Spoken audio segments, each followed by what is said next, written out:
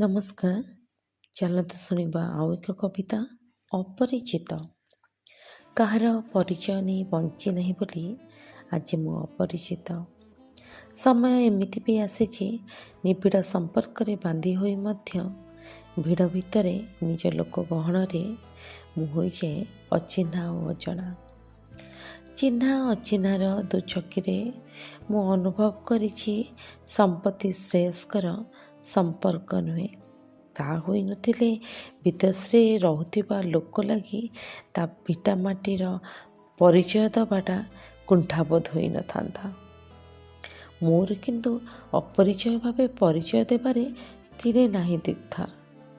କାରଣ ଅପରିଚିତ ହୋଇ ମୁଁ ଉପଲବ୍ଧି କରିଛି ଅନେକ ଶାନ୍ତି, ଅହେତୁକ ଆନନ୍ଦ, ଯେଉଁଥିରେ ପରିଭାଷା ନାହିଁ କପଟର। ପରିଚିତ ଲୋକଙ୍କ ଗହଣରେ ମୁଁ ଆଜି ପାଲଟିଛି ଅପରିଚିତ। କାହାର ପରିଚୟ ନେଇ ବଞ୍ଚି ନାହିଁ ବୋଲି ଆଜି ମୁଁ ଅପରିଚିତ।